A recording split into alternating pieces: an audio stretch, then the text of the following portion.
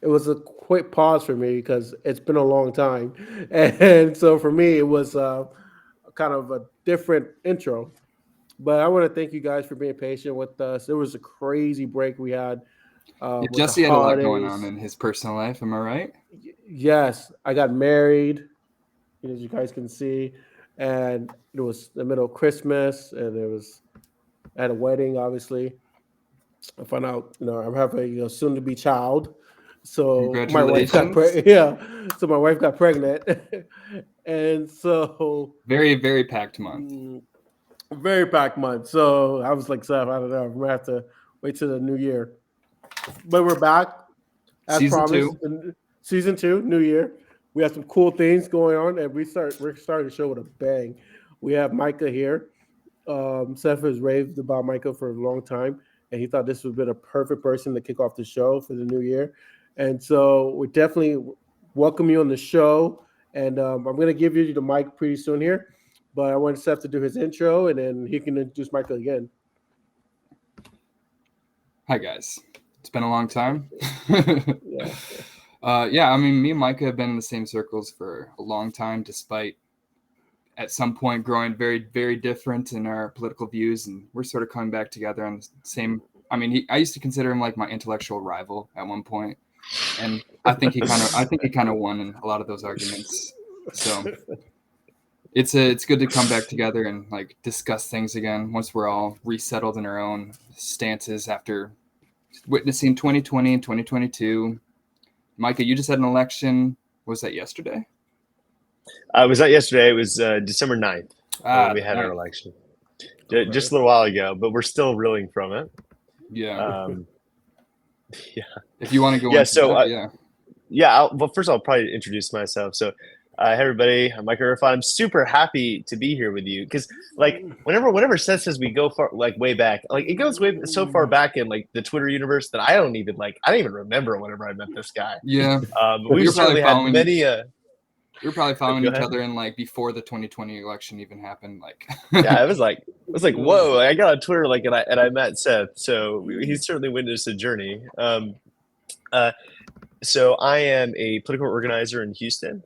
I also am a writer, and I'm making my own digital content through various forums. I'm trying to launch my TikTok, and I have a podcast with Econo Boy and Socialism Done Left, where we kind of talk policy. Also, one last shout out. I am on the steering committee of the Center for New Liberalism, which is one of the biggest center left advocacy groups in terms of like grassroots advocacy in the country. So if you are interested in kind of the brand of politics I espouse here, I really highly suggest you consider joining your local chapter. we'll drop that link for sure. Definitely. Absolutely. So, man, welcome back, guys. It was crazy. I feel like we can spend, I know we only have an hour. I feel like we can spend a good hour just talking about how the Republican Party last quarter was just, it was insane. I mean, we were talking about high heels, and Ramaswamy was talking about corrupt Nikki, and what else was there? Other completely irrelevant things in the grand scheme of things, but yeah, Completely had nothing to do with policy, just name calling. just drama.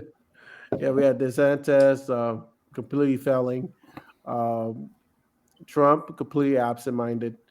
But I tell you this: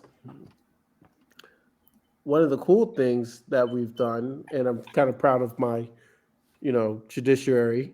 You guys know I'm a lawyer, so I'm very proud. We've been following the Constitution, and we've been removing Trump from the ballot because he is an insurrectionist, Yeah, and I've been according to the Fourth pretty Amendment. proud. Going to the Fourth Amendment, yes, 14th, my bad. 14. I'm going to quote yourself. You got to be good about it. Yeah. So that's a good thing, and I'm really, really, really excited about that. And so that recapped the end of 2023. I don't know, how'd you guys feel about that last quarter politically? I mean, like every other quarter, it's just been absolutely chaotic and like terrifying. Like they just can't stop getting worse, basically. Yeah. I mean, that's the Republican Party. I mean, they always find a way to get worse. And, with each and every primary cycle, more of like the traditional normal Republicans, which just wanted to defund old people and poor people, get replaced with crazy people who want to do all those defunding things, but they also want to, put up new trade barriers, deport every person they don't like, draconian restrictions on all types of individual liberties, and actively a promotion of destroying our basic democratic institutions. So it always gets worse. And in terms of removing, I think this is an interesting topic because a lot of people would disagree with our take on this. I think it's absolutely correct for us to remove Trump from the ballot under the 14th Amendment. I'm glad to see that y'all agree. Why do you think there is so many people, including Democrats, which have come out against these court decisions? Those are politicians. Yeah, they're politicians. They're not actually people who do the law for a living. It's like if you're interpreting law, the definition of what an insurrectionist is, that is what Trump. The facts show that that's what he did. I mean, there's no way around it. I'm not a judge. I'm not trying to prosecute him, but at the end of the day, I mean, those are the facts that we all know. Those are undisputed facts. That's what he did. Yeah. He incited a riot to take out the future president. I mean, that's what it is. I mean, and Democrats are trying to play this game where it's like, oh, we want the voters to decide, because what they really want to say is they're keeping it quiet. And this is modern Democrats, by the way, too. What they really want to say, it's like, we don't want to rally his base. Yeah. We're too scared his base is going to come out for him because of this. And it shows, and I don't know if you guys are going to kill me for this, but Chris Christie, I mean, I never liked the guy, but man, he's been on point lately. And he said it. They don't seem to have the courage to say that, no, he's an insurrectionist. I don't care if he rallies his base or not, because those are the facts. We can't live in this bubble. Like, we don't want to say something to upset one man. It's like, I think their major flaw is assuming that the Republican base is reasonable and would not be absolutely crazy regardless of how we respond. Like, a completely legit normal election happened and they're still raving about completely made up claims of us like rigging the election or whatever. Completely baseless. So the idea that like us catering to them, hope they get better, is not really wise. Well, I think you have different kinds of folks, right? And like I don't know, if it's just like the moderates really. Like there's tons of different types of moderate politicians. There's like Bob Menendez's, and there's like probably more inspired, like cool moderates that are like actually do really important stuff. But for me, it seems like some people have like bad legal understandings where they think that like this sets a bad precedent, that we need to have we need to like try Trump for the criminal offense of insurrection before that we can have a court rule on whether he committed it or not. That just seems like a bad interpretation.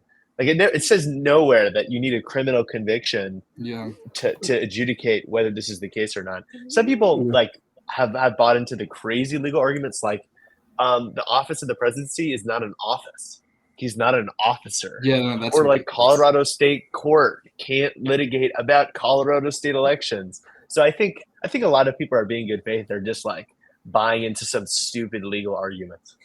But here's the thing, though, that we have to understand that elections are state run.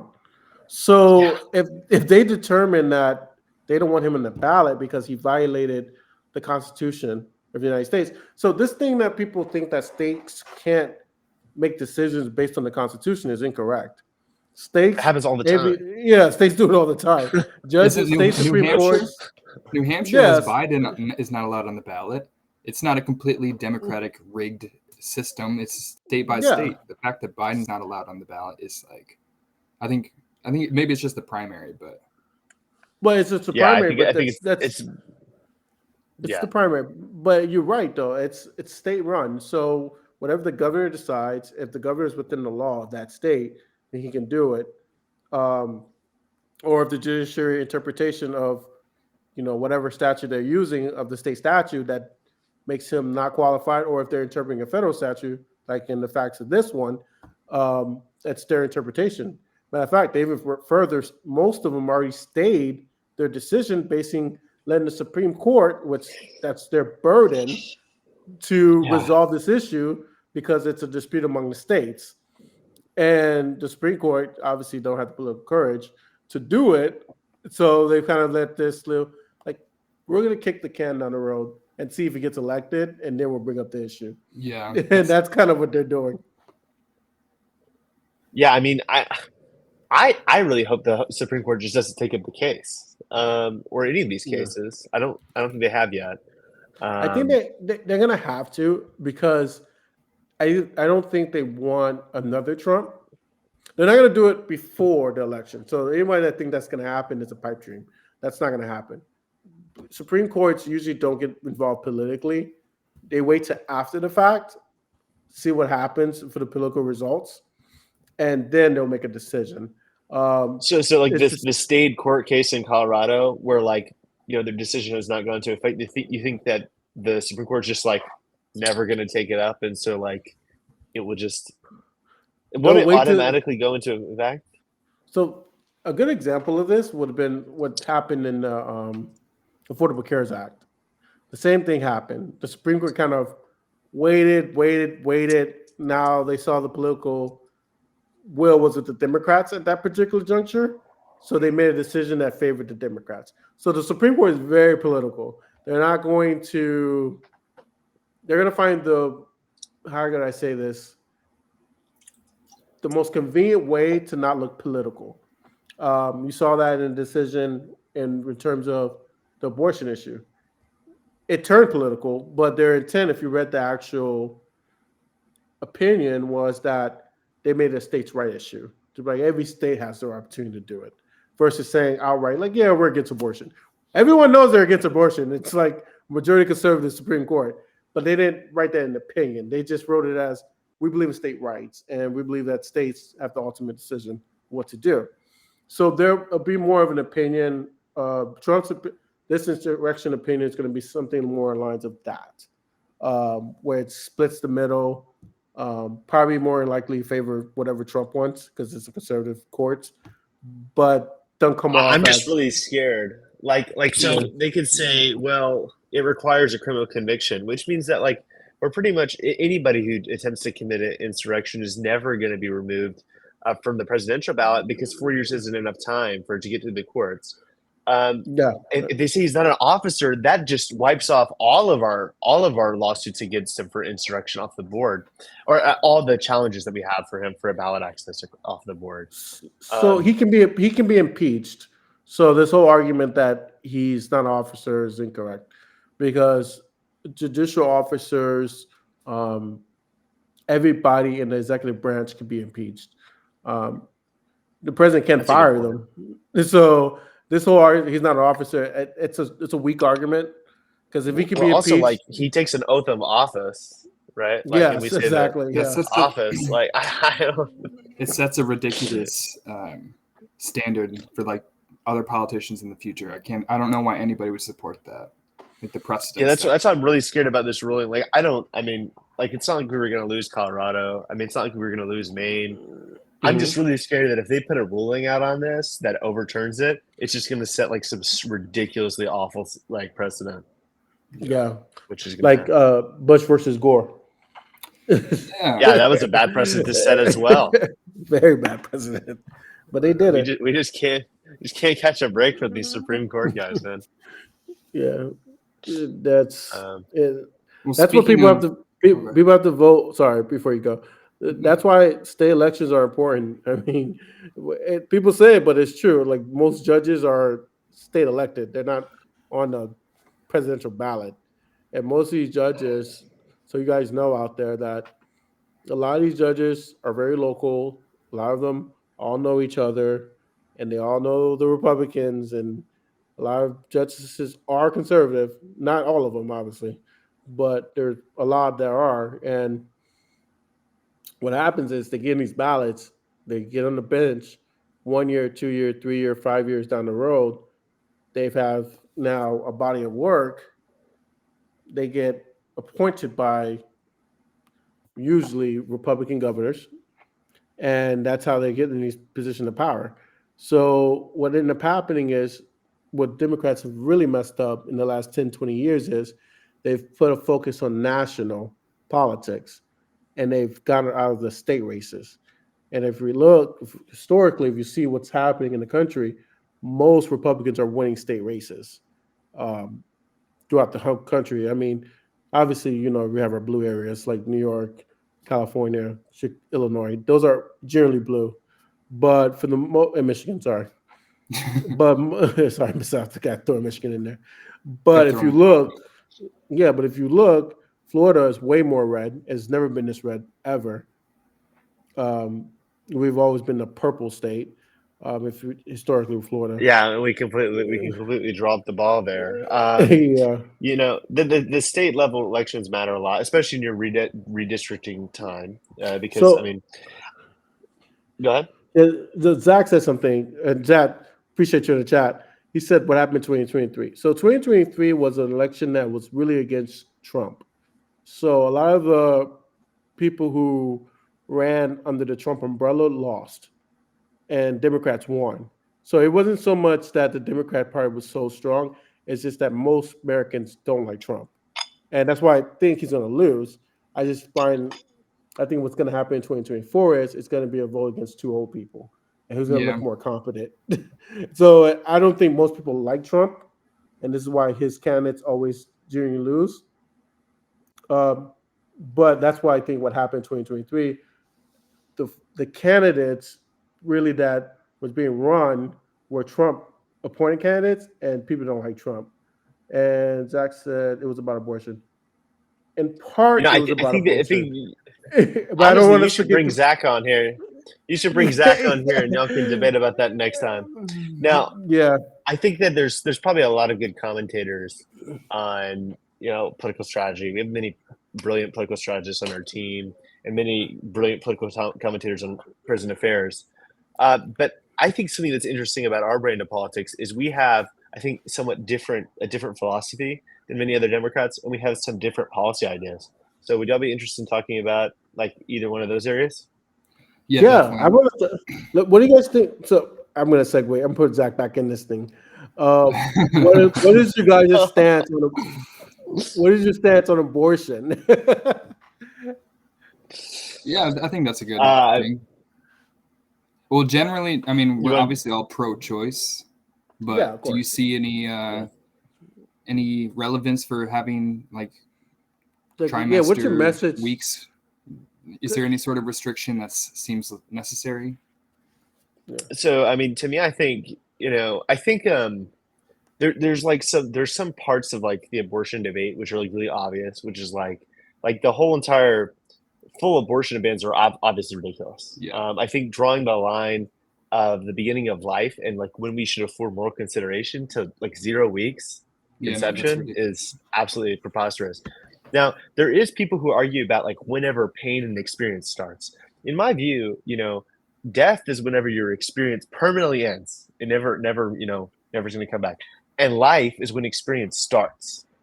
And so the real question is, when does the experience start? And so some people disagree, right? So some people will say, well, actually, it's kind of late. It's like 22 weeks. Some people say, oh, it's actually 15. I don't know. I don't think I'm not any scientist, but it seems like the consensus is somewhere after 20 weeks. That's my current understanding. Yeah. So my position is based on whatever the science says. Is it like But also, viability? obviously, like, well, no, I think that we should put the threshold at like experience standard. So you Well, could put like the pain threshold. Well, is pain is before the viability though, right? So viability is 24. 24. Now, honestly, I don't think it makes a particularly huge difference if it's 22 or 24. Agreed. I think viability is a reasonable standard as well. And obviously you should have carve outs for people who are medical there's needs. medical condition. Yeah. I think that the best argument for having no restrictions on abortion is that there's no sensible way to regulate. Like there's like no point in regulating third trimester abortions. But I just find that to be implausible. Like I think that we take a very radical position if we say that like last week, right? 1 week before you're going to give birth. If somebody, let's say they were crazy, this doesn't really happen, but let's say somebody said, I want to just abort this fetus, even though it's fully developed. I think we take a radical position. We say, yeah, that's fine. Like that's perfectly legal. I don't think that we need to take that position. I agree. And I think if we don't take that position, like, we're going to win a lot more people over, because you see all those signs and those protesters. I live in a very, I grew up Yeah. around very conservative people. I live in Texas. Like, Yeah. they're talking about third trimester abortions. That's not what we're That's all talking they about. talk about. Yeah. That's insane. You're saying Yeah. minutes before baby's out, they go in, they do an abortion, and that's happening everywhere, all across America. It's It's not really happening, but like we don't need to Yeah. defend this thing that's not really happening, But we also Yeah. can't just say like, oh, it's fine if it does. Like, life doesn't matter until it's actually born. Like, it is still a human life Yeah, at it some is. point. Like, it doesn't. It's because people or babies are born at different times in like the trimester, so it's not like birth is a consistent measure either. Especially for like, Yeah, I mean, it's not like zero people have ever gotten late trimester abortions for like a non-medical reason. Like, yeah, we can't take, like, that's happened before, and like that's bad, but it's not like it's a it's not remarkably even common it's thing. not even a statistic. Yeah, it's like really, really small. So like we can say like we're pro-choice, like we're pro like you having the choice when it comes to like 99.999 percentages of the actual occurrences, but like we're totally willing to outlaw this really edge case scenario, which is like kind of absurd, right? Yeah, I mean, I'm for personally the Roe versus Wade being just codifying the law, in my Yeah. opinion. I think that's the best standard. To me, it was a perfect standard, honestly, until they came and changed it up. I mean, like I told you guys earlier, my wife is pregnant.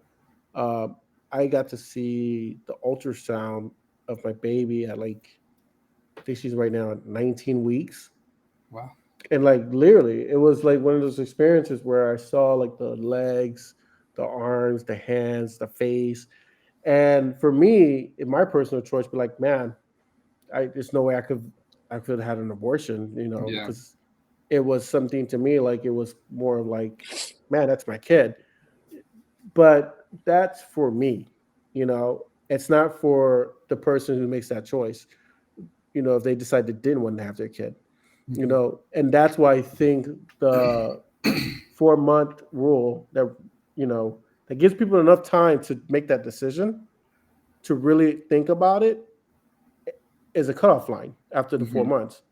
So, True. I mean, I think that we need to go back to that standard.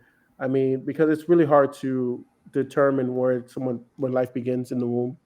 I mean, I saw that my baby at 4 months, he looked like a worm.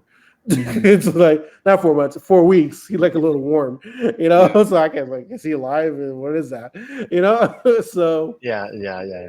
so it's really hard, man. But yeah, like I like the stance. I like it's a great conceptual idea that, hey, where life begins, that's when we should start the conversation.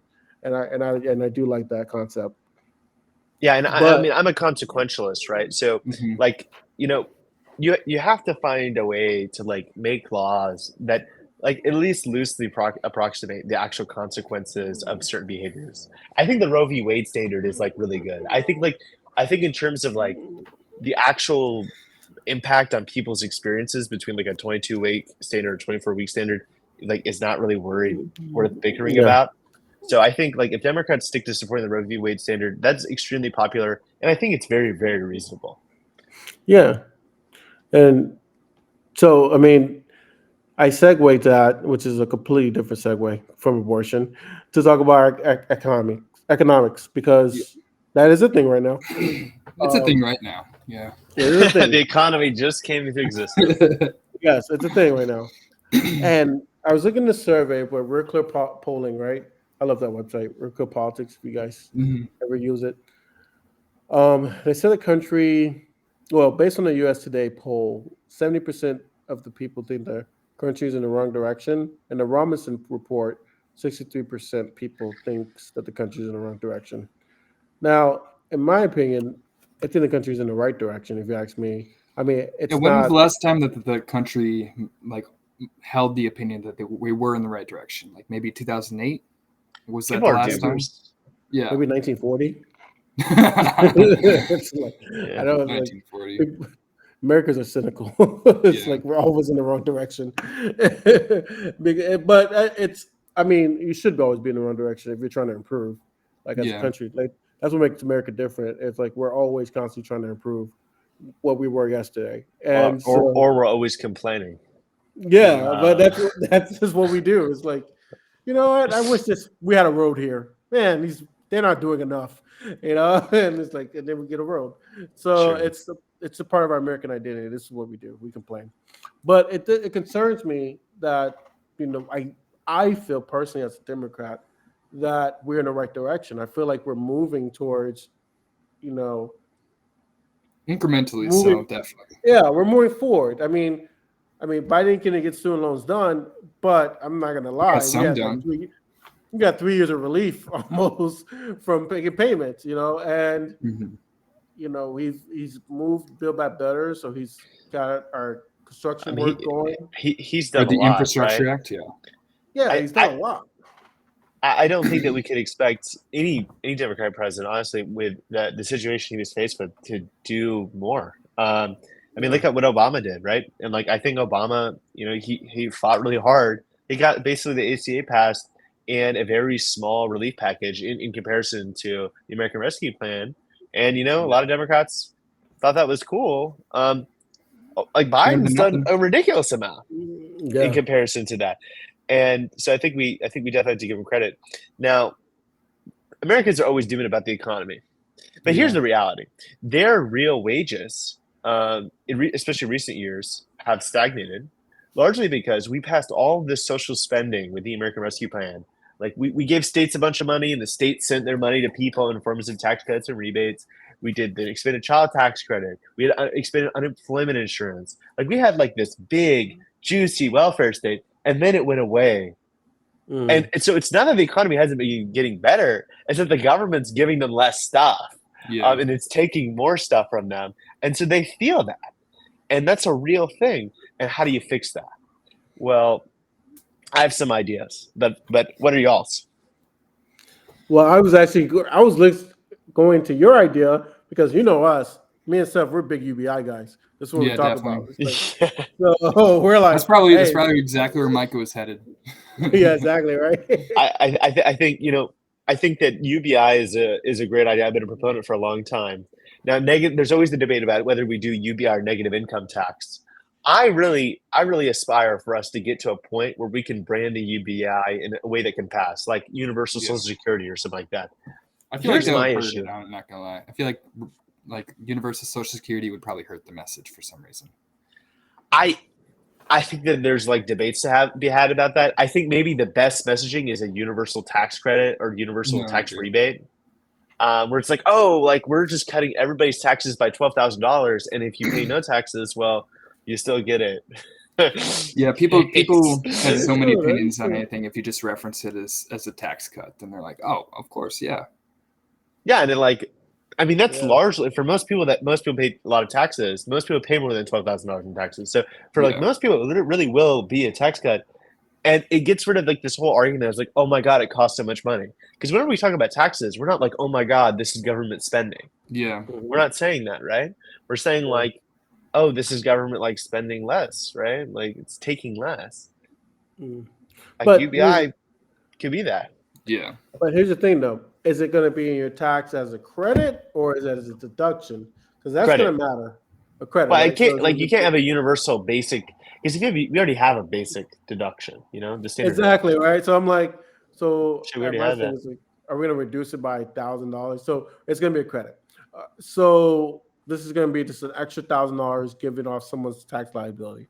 Is that the Well, idea? actually, so it'll be $12,000 per year probably. That's what we'd start with, Oh, yeah, yeah, or okay, maybe okay. $500 per month. Like you know, we could how big we could get it, right? And Yeah. it would come off your taxes. And if you're really like low income, we do exactly what we did with the child tax credit, and we just send you a check every month. So low income people get a check Oh, every month. it would still Higher be income people, monthly. It would still be yeah, monthly installations, even if it was like the negative income tax. well, I so was this is go ahead. I was just going to say I always imagined it as like a lump sum if it was the negative income tax. That's why I don't know. It doesn't make as much sense as a universal program that's guaranteed. But So I think that the best way to do this is like a universal tax credit. So you have like the child tax credit that we make universal, and then we have this basic American support credit. And then we take basically for high income people, we take $12,000 on their taxes. And then for low income people, we actually just send them the checks Yeah. monthly or biweekly. Now, Directly negative income distribution. taxes, a negative income tax is like it's like a different idea, because it's like a means tested program. But still, the way that you would do negative income tax is like it's still sent out monthly. And the way that you look at people's income is you have them file like a forward income Oh, statement, like they do for certain welfare. yeah. I mean, it's more messy, but honestly, like guys, like we have 80 plus welfare programs. Like whatever we do here would be way better than the inefficient mess that we currently have. Yeah, we don't have a lot of efficient programs. Most people don't even know what programs we have. Republicans just go on and on about the giant U.S. welfare state and like, oh, it's keeping people in poverty and stuff like that. But I mean, I feel like direct cash payments that they would benefit from would kind of take away that narrative that there's a class of people who are just sitting idly by, receiving blank checks and not contributing to the government or to the economy. So Yeah, I agree. So out of the three candidates that's running for the Democratic primary right now, is any one of them in favor of UBI? I think I mean, honestly, it's basically Probably- one. I mean, probably Marianne Dean Williamson would be, but like Okay. Dean Phillips said something about the pilot programs directly to me when I tweeted at him, but Biden hasn't said anything about it. But I mean, like it doesn't. It's like so Biden can't. Biden should be trying to expand the child tax credit. But here's the reality: like if we get what 50 Senate seats, because that's what we have, best case scenario probably. yeah, And then we win the House, and you have a conservative Senate, right? You have like a John Tester there. mm-hmm. Manchin would be gone. Cinnamon's going to be gone. Cinema's going to be gone. But you're still going to have John Tester. It's not like you can like go past like some crazy like massive welfare state, expansion. No.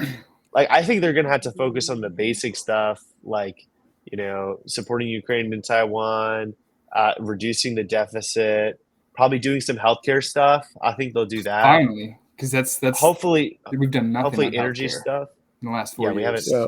Guys, we could talk about healthcare. Healthcare is like my thing. Okay, so if y'all want to talk about healthcare, but That could be basically, a we whole all episode.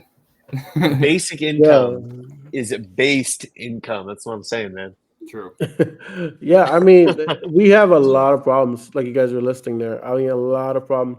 And I wonder how these two wars right now, I'm sorry, two and a possible third war with Taiwan and China, has an effect on our domestic policies right now. Because I think Americans do feel like we're spending a lot of money and they don't really feel like they're actually getting it. And that's a very it's hard to mix that message where you're like, well, we've given this money to Ukraine, we've given this money to, Israel, and now we've given this money. Now we're having them to support Taiwan against their fight against China. You see people like, and we laugh at them, but Vivek Ramaswamy, who are making these statements, and even though he acts like a child, he's ridiculous when he does it. It's still a message that's resonating with certain people. And they feel like this, that we as a party are not really focusing on domestic agendas. So I want to know your organization. What do you guys feel about, us spending so much money to support international causes? So I think that like you see this narrative, right? Like, oh, we're doing X when we could be helping Americans. I think it's a very small mindset and a small view of America, and it's always existed, and it's always gone away whenever the alternative side could show that this kind of stuff, we can help Americans and we can protect freedom around the world at the same time. And like this is what it is, right? This is not the Iraq War. This is protecting countries from their authoritarian foes. And I think people need to realize this is very, very, this is pennies on the dollar in the grand scheme of things. It's not as like much as we're largely giving them old equipment that we were going to get rid of anyway. Why do we buy all these missiles? Why do we buy all these tanks if we can't give them to countries that are using them for the most justified reason, which is defending themselves from the most authoritarian, awful regimes in the world, right? Yeah. So I think honestly We just need to articulate our message better. In terms of the Center for New Liberalism, like we looked at the numbers. It's Yeah. totally possible for us to give a little bit of our military budget to Taiwan and Ukraine and help American people. Because a lot of the things that we can do in this country that would help American people the most don't even cost us anything. We need to fix how we regulate housing because we have all these restrictions that are driving up the cost. We need to fix how we regulate energy. We do the permitting process because that is the number one thing that's stopping the green energy transition. We need to fix our nuclear policy so that we can start opening nuclear plants again instead of constantly closing them. There's all these things we could do, which costs nothing. And Yeah. It's all so, up. Would probably actually save us money. Yeah. absolutely. I always said that in the campaign trail when I ran that it costs zero to just put good plans in place. Good plans they cost zero, and we just run the government so inefficient. And it's not even efficiency that will help the government. It's just new ideas. When you have old politicians who's been there, done that, seen that for the last 70 years, they're gonna go back to their habits and what they think. And I personally believe that the founding fathers, they were idealists. They were 30-year-olds, 34-year-olds, 35-year-olds who thought that no, a country should be this way, and a country should be that, and a country should be that, and that's how they created America. And I think that we need to revert back to that young idea motivated thinking, so that we can have people like Mecca and his organization come out with new ideas and new plans. Because reality, that's what's killing the country. We just have old people, and I'm not ageist. I believe that old people have a lot to offer. Anti-old people. Yeah. I mean, No. the leader of the progressive movement is Bernie Sanders, and he is Yeah, hugely older than exactly. even Biden. So Exactly. You know, So, yeah, go ahead, Micah. here's my take. I'm a Democrat to the bone. I think that the central issue the Democrats have when it comes to their economic policy, both in their comm side and their policy side, is so frequently becomes about throwing money at problems. yeah, And sometimes you need to throw money at problems. Sometimes throwing money at infrastructure is like a good idea because we need more infrastructure, right? Throwing money at people is exactly what we advocate. Like it just turns out when you give people money, they're less poor. It's just true, right? But it's like, whoa, like it's crazy. But like that can't be all we advocate. We need to think about efficiency a lot more. We need to look at every regulation we have on the books and say, is it doing what it's supposed to do? If it's not, okay, maybe we get rid of it. Maybe we can think of some better rules. We need to think about every licensing scheme, every permitting system, every spending program. I mean, my God, when it comes to housing, so often you see a Democrat come out and they say, I'm for making housing more affordable. Here's my way to subsidize new homeowners. Let me give more money to people to buy homes.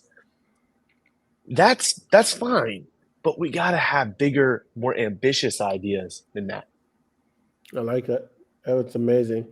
And yeah. so I those think big. part of being a progressive is not sticking to old ideas. Like even like progressives who just sort of stick to the basic social democratic values of free healthcare, free universal college, blah blah blah. Being progressive is about new ideas, and it's about compromise and actually actionable policy proposals and things that will pass Yeah. and actually make a difference, not necessarily like being committed to a certain ideological value. Yeah. Sure. Exactly. It's going And after the I think sun. that's why most of us were like attracted to somebody like Andrew Yang, because even though he wasn't a traditional progressive like a leftist or anything, he was somebody who introduced ideas and concepts that nobody else had brought up in politics before. Sure. And not just UBI. I'm talking about like the stuff like the universal Democracy vouchers. Yeah, the citizen portal, like that kind of stuff to like revolutionize our political scene and make it easier to be a participant. Like there's the things that we need to finally achieve instead of just talking about our ambitions and our ideals that are never going to happen because we don't know how to work with the other side or work with the middle even.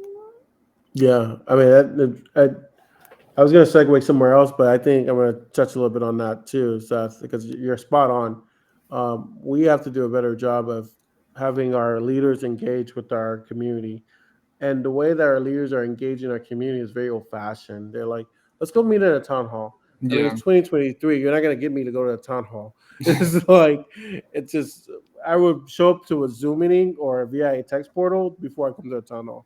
So that the ideas and the innovation that needs for our leaders to have to communicate with us, it has to be different, And I think that Sure. someone like Yang and other organizations are trying to do, we're trying to do that, but obviously they got caught into a system, and Yeah. and that system says like, hey, no, this is the way we do things, and if you don't do it that way, you're gonna lose. Yeah, the problem is And having the system change you more than you change the system. exactly. And I think one of the issues that progressives face politically, very frequently all around the world, is basically two questions. One, why would I give the government more money or have the government grow larger Yeah. if it's very dysfunctional now? Like the stuff Yeah. it's doing right now Yes, isn't very yeah. good. They're taking my money, but they're not spending efficiently now, even according to you, right? Mhm. And the regulations they're passing now are not very good. So why would I want it to be larger? And second, like if we are going to make it larger, how are you going to show me, institutionally speaking, that you're going to make it competent in the future, so that whenever it does become larger, whenever it takes over healthcare, right? We have Medicare for all, or Yeah. whenever it makes all the financing centralized in the federal government. How do we know it's going to be good at that? And I think if progressives, it's important for them to think about this stuff, so this stuff doesn't get botched. If they can articulate that message, I think they can get a lot more people on board. Yeah, people don't consider Exactly. the fact that the Republicans will be in charge at some point and will be in charge of your healthcare and all that stuff. So it's not always a safe bet to put all your eggs in one basket. No, That's guys exactly my fear. Yeah. That's Yeah. because I'm scared if we got Medicare for all. Like, think about what happens with Medicare and Social Security today, right? Like, there's always trying to cut, always Yeah. trying to defund. It's not like they have a better we plan that they're promoting. They're just trying to take down our plans. So they don't care if they're in charge, if they have some people are actually getting healthcare in a private way. No, they care about the fact that Medicare looks bad and that the Democratic agenda is a failure, because it's easier to win on your opposition performing badly than it is for you to actually promote new ideas and new proposals that work. Exactly. sometimes that's bad, but like if all of our healthcare has to be financed by these guys Yeah. who can't even pass a normal budget, like they can't even pass the stuff they agree on, I think that's really worrying. And I think that we have to kind of incorporate the knowledge that Republicans are gonna fight us every step of the way whenever we try to, change the financing systems like that. Yeah, I agree with you guys 100%. I mean, and that kind of brings me to this next topic, because you touched on something that the Democratic Party always have a problem with. It's communication. Every single cycle, where messaging, and bringing Zach back in here, is about, we have a messaging problem.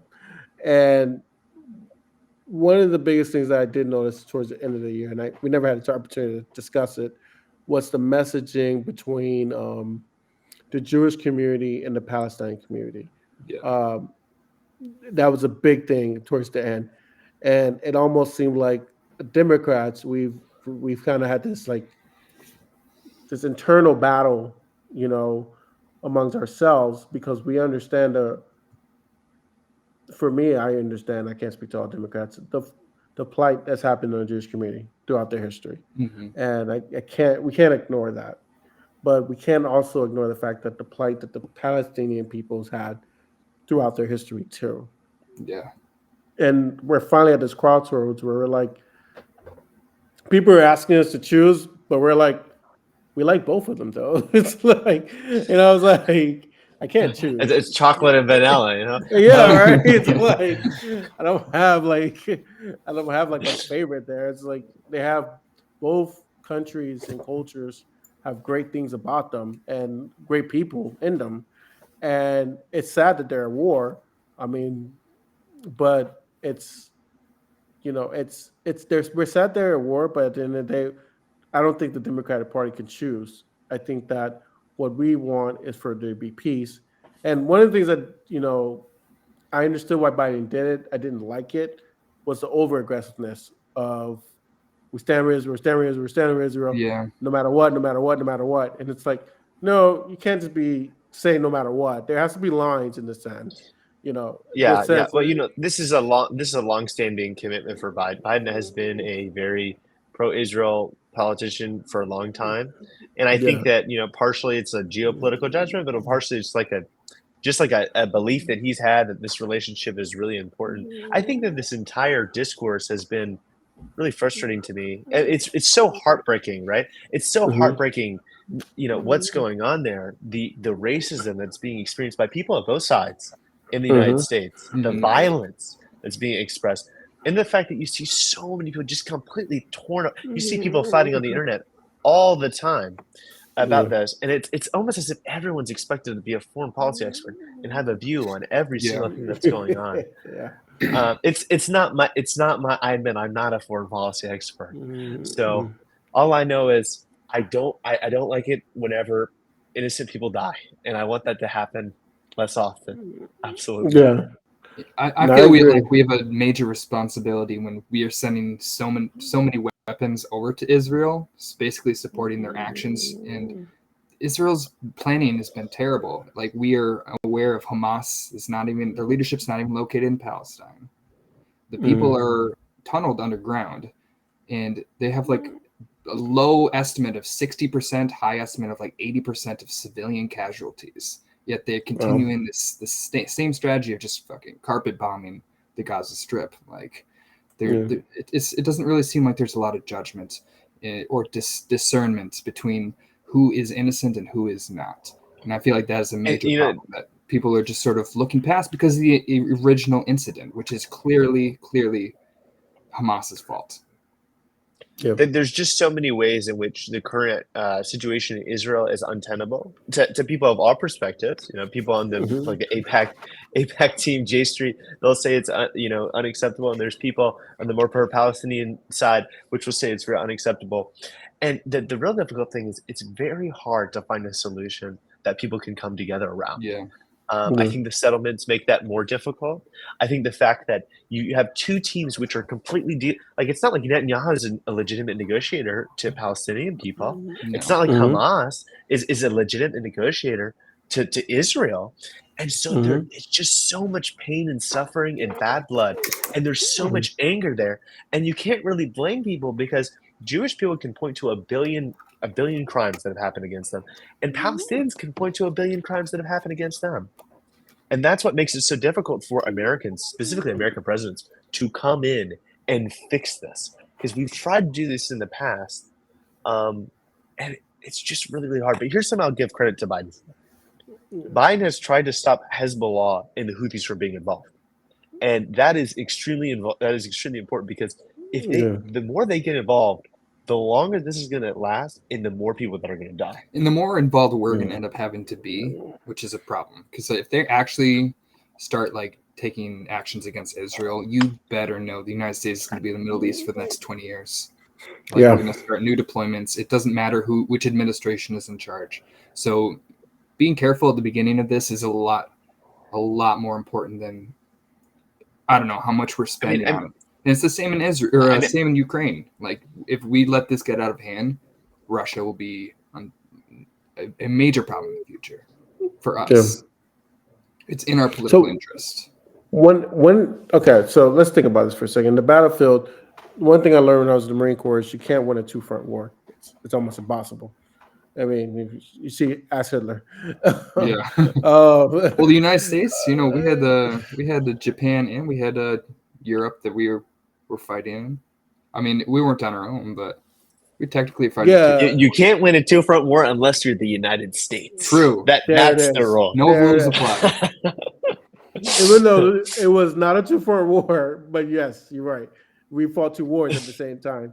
But essentially what happens is, and this kind of segues to what I was saying, is now we're providing resources to Ukraine, right? But that's really just weapons and finance. Same thing with Hamas. And now we're going to be doing the same thing with Taiwan. How much do you think that our resources given, and we talked about this a little bit earlier, resources given to these countries is going to start affecting our domestic policy?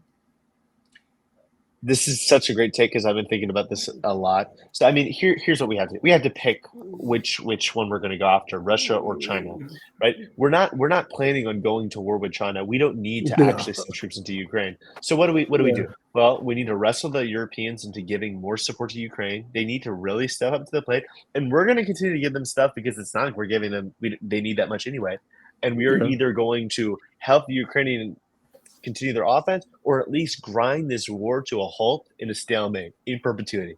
We can yeah. contain that. We can support a stalemate very easily. Then eventually they're going to come to the table. Then Mhm. this is my hot take. I think we absolutely need to prepare ourselves to defend Taiwan. It's not because I want us to go to war with China. It's because our commitment to defending Taiwan is not credible right now. Like China has a very large military, and this is in their backyard.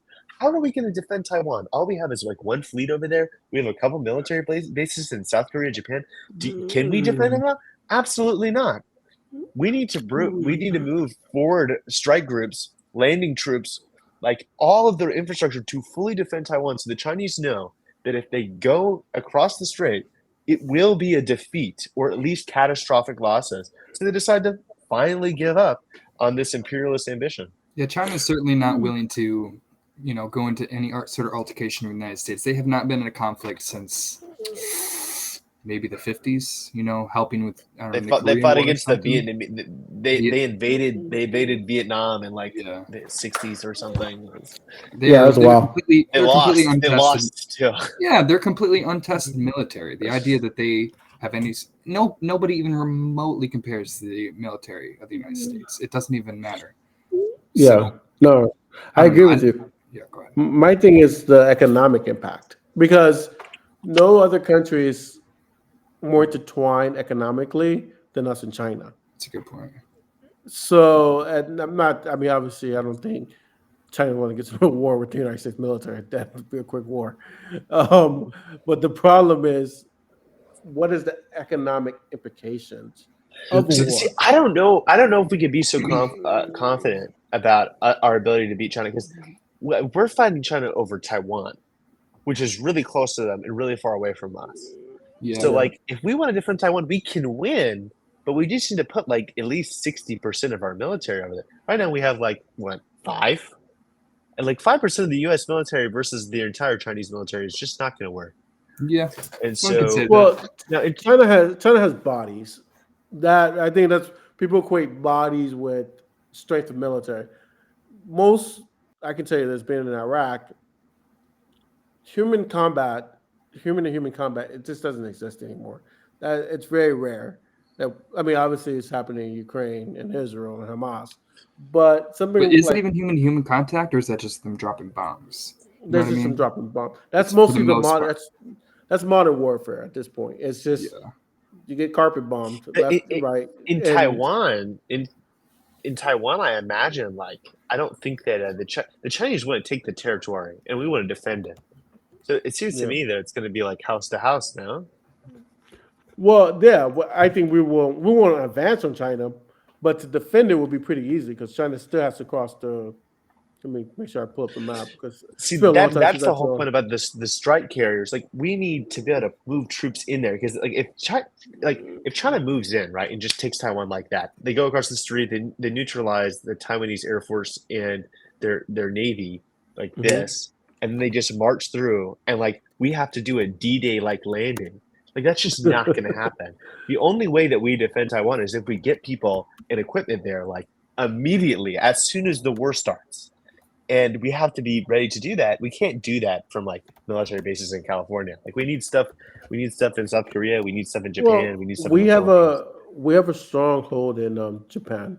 We have the because when I was Marine Corps has 3 units, 4 units.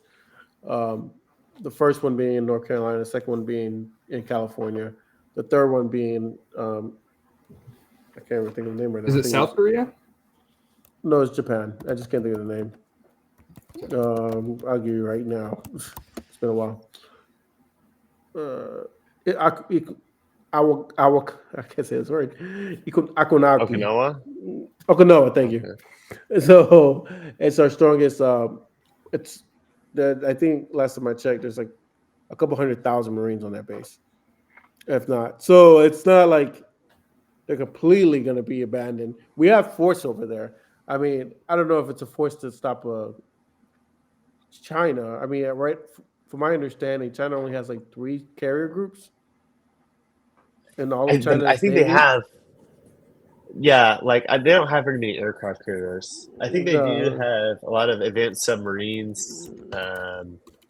Like I think their normal ship fleets, but like they don't need as many aircraft carriers because like they're not doing.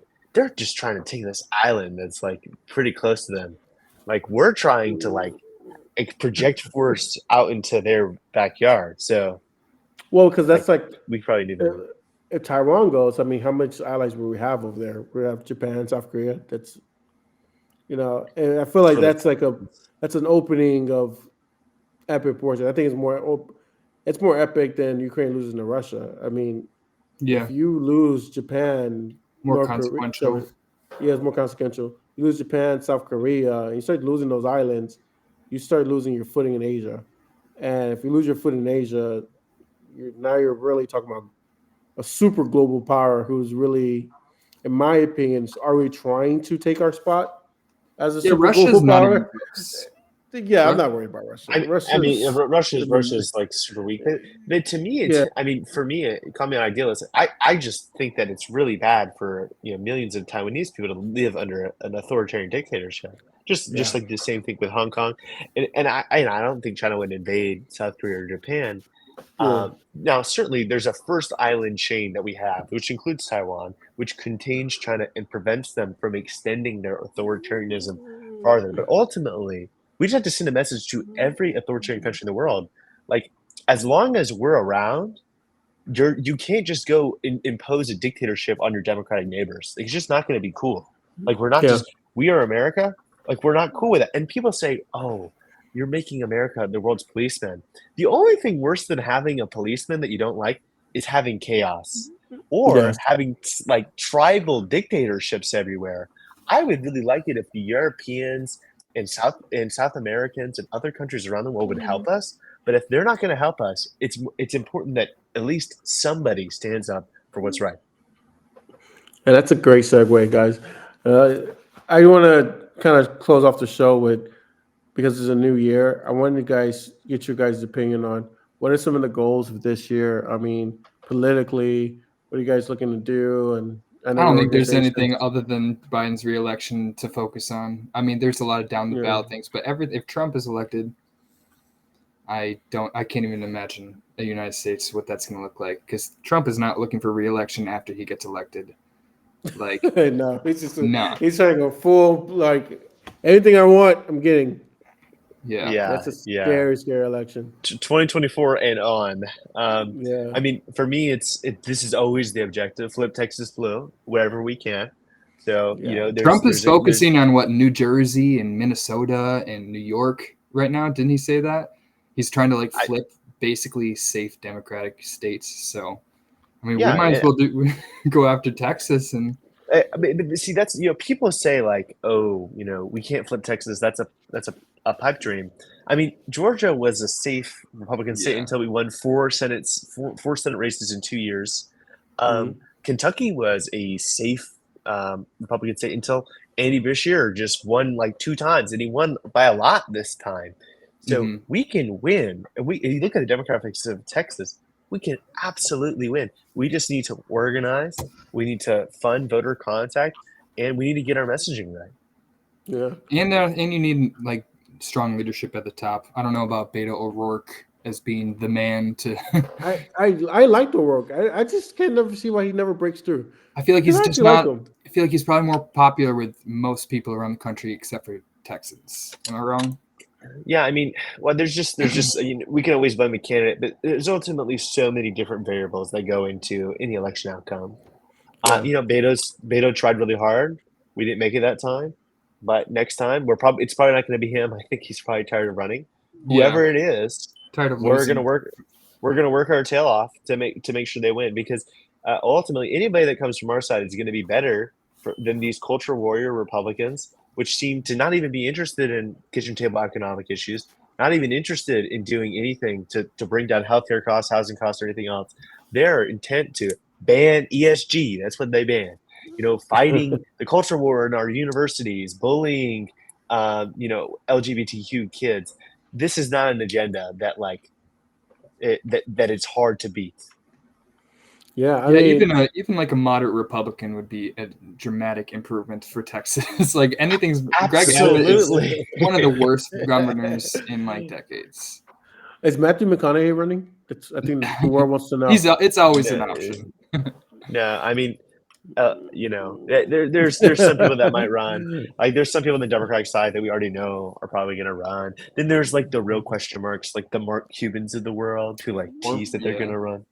I would really like to see him run just so I feel like that would be a really interesting experience. I feel like he's a real wild card in terms of policy because I know when I was a libertarian, I remember him being all like a super big fan of the Fountainhead and Ayn Rand's stuff like that. But he's also, I feel like I remember him talking about UBI in the pandemic, and so he's a wild card when it comes to policy. Here's the thing about a lot of these rich folks, Yeah. Mark Cuban, Jamie Dimon, they're very market oriented. They think markets work really well. And I think that because they're generally tends to be the billionaires and case. it's worked well for them. So But, I mean, absolutely, they're extremely Yeah. biased. Now, I think it just so happens to be the case that in many cases, like markets actually do work pretty well. I like markets. I think markets and individuals are kind of better at choosing things than the government is.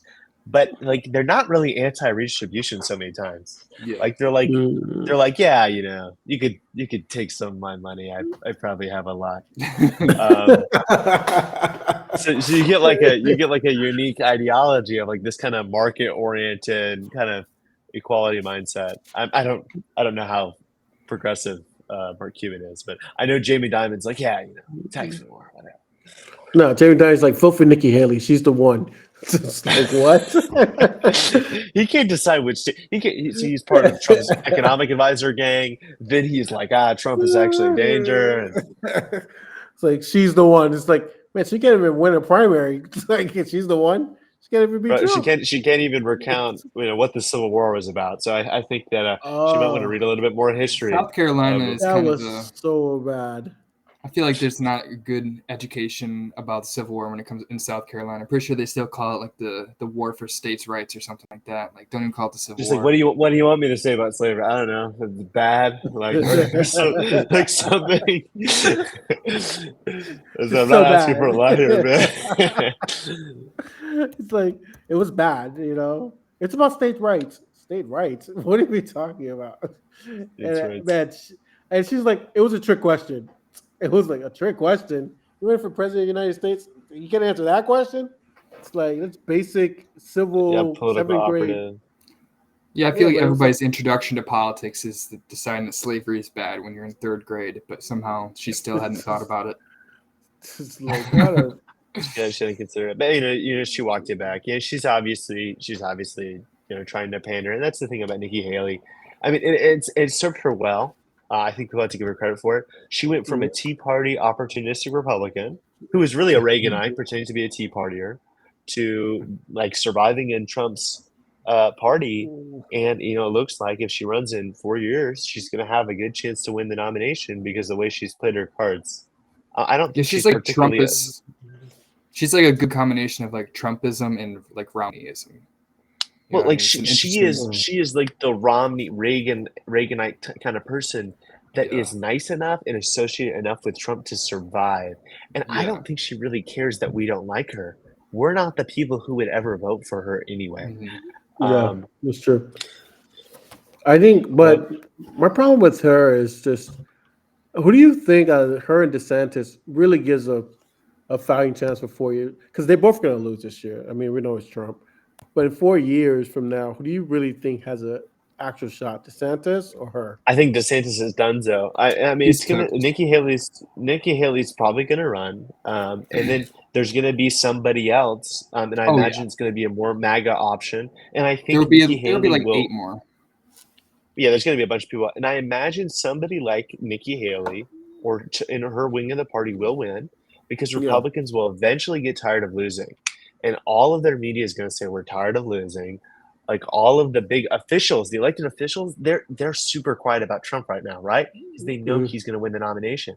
once he's gone, and he loses again, they're gonna come out and they're gonna be like, yeah, that guy kind of sucked. Let's stop losing. Yeah, they And have then no here's the choice but problem. to go ahead. Go ahead. Well, the only thing I was gonna say is like because they have made the Overton window so far to the right, and they've normalized this insanity. Once they start being normal, I'm really afraid the Democrats are gonna lose really big because people are gonna be like, "Oh, these guys are like really moderate now." You Yeah, know? right. It's like they're done being crazy. You're 100% right on that. I'm concerned for 4 years from now because I think Biden can pull it out. I mean, hopefully he can pull it out. I hope. If I we think work I hard think a enough. lot of factors depend. I mean, I I do think think if that he is a last pitch Hail Mary couple of policies that stick in people's mind, like, marijuana decriminalization, maybe like some I action think on like criminal justice, I I think that's gonna make a difference. I think the ground game and the organizations are going to come out for him, and we're going to do everything that we can. But I think what happens, honestly, is people are going to look and just be like, "Can he make it for 4 years?" And that's really what it's going to come down to, because it's That's not my going to be based. biggest problem too, is because I feel like a lot of people are imagining that we are voting for Kamala Harris, basically. I think that's what a lot of people She think. doesn't seem like the Listen, kind of guys, person that would win re-election. That's all. I'm fine either way. Honestly, I'm not gonna lie. Biden is based. I'm talking about Kamala's electoralism. Kamala's cool. Listen. Right now, people can think about this all they want. Oh, what if we ran, Josh Shapiro? What if we ran, Roy Cooper? Like, what Yeah, if we ran JB Pritzker? We're not running in this, but none of those people are in the primary. This is yeah, not they're not. Dean Phillips, whatever his name is. He's not going to win. Mariana Williamson, oh my God, she's not going to win. So we got Biden. That's what we Yeah. got. People, I like him. People that don't like him, they need to suck it up because it's Biden or fascism. And don't tell me, oh, Biden's too close to Trump to make this decision. Biden's done so much stuff to make more left-wing people happy. So if you're still not happy with him, whenever the alternative is fascism, you need to get better contacts. You need to get better eyeglasses because the contrast is going to be clearer. I don't think it's. I don't have a problem with him on policy as much as like what he could have actually realistically achieved with the Senate and the House. I think it is for me mostly about electoralism and whether or not we are eventually going to descend into fascism because if it's because of Kamala Harris being able to win like basic blue states. Like, I'm with Seth. You don't believe in her. I don't You believe gotta believe in Mamala. I a little bit. I don't believe in her. Sorry. We gotta believe in Mamala, man. I don't think Biden even believes in her. They're not using her for anything. They're hiding her. This poor girl got so many haters out here. Okay, here's the thing. Maybe Joe Biden just falls down and dies. Maybe lightning strikes him and she's our nominee. Okay, we can complain all we want. Maybe we can complain all. Oh my God, she can't win. Oh my God, her laugh's weird. Like, guess what? We gotta work. We're fighting fascism, y'all. We don't got time to complain. Like, we don't got time. Hey, Kamala. Bro, my vote is okay. I'm doing it right now. Gavin Newsom, just jump in. It's too late. He can't even. And honestly, I think Gavin's as a Texan. Shit, I would be sad if I'll take Kamala because she's been vice president. But I have beef with Californians. I'm sorry. I have problems with Gavin Newsom too. Gavin Newsom's sorry, he Seth. could be a lot. No, dude. I mean, I'm not a Californian, really. My license still says Democrats. I still call. This is just a Texan thing. I call California California. I feel like California Democrats. They're on some other wavelength. There's just such a wide range of them now. Like you go from the Dianne Feinstein, Eric Schiff Dems, and then there's Barbara Lee. Katie Porter, Ro Khanna, like there's such a wide range. I'm a Texan. I have no nuance. Okay, my beef with California is personal. It doesn't matter who they can put up Jesus. We got beef. You know what I'm saying? Yeah, this Texas and California beef is so real. Like it's a real thing. Like you guys are really beefing. Us here in Florida, we're just getting everybody else. It's like, yeah, we don't want California, we don't want Texas. Let's move to Florida. You know, I'm gonna say it. I'm gonna say it. San Antonio is better than Houston. I've been there. Oh, ouch! I mean, I give him basketball. Basketball team guys. No, yes. It's right. Okay, y'all. It's getting late. Yeah. So, Thanks, So Micah. I can't take much more of this. Micah's right. It's getting late. But Micah, if you want to shoot out your organization's URL, links, social media. links, Yeah, social media, everything. So go to micahirfan.com and you can find all my social media links, kind of some information on what I'm doing, MICAHERFAN.com. If you're interested in the organization, the grassroots organization that I participate in, you go to seeinliberalism.org, seeinliberalism. You can sign up, you can become a member, you can find your local chapter, you can read some of our cool policy ideas, and you can start listening to our podcast, which is we bring on nerds all the time. So participate, guys, and also make sure you help your Democrats because we gotta elect Joe Biden or Kamala. It doesn't matter who it is. We can elect the frog, whoever the Democratic nominee is. We gotta make sure they win. President Joe like Manchin. it. All right. Oh, right. Vote blue, no matter who, baby. All right, so all right, we'll have to have you on soon. You know, we got to have a in-depth policy discussion at some point. I'm sure there's plenty of episodes in this next season 2 of Imagine More. We'll have a lot of recurring guests. So I wish you the best of luck with your new podcast. I think you guys had one episode so far? We had one episode so far, yes. Well, I hope the rest of them are good. You guys get some good guests on. I will definitely be watching myself. I hope everybody else watches. It's the 3 Wonks. Is that what it's called? The 3 Wonks. Yes. The 3 Wonks. That's awesome. And we look forward to it. And the more podcasts, the more we're engaging, the more we're in conversation, it's the better for progressives. And I love the movement. I love what we're doing and how we're just slowly picking up our arms around a new message, a new way of doing politics, and I really do enjoy it.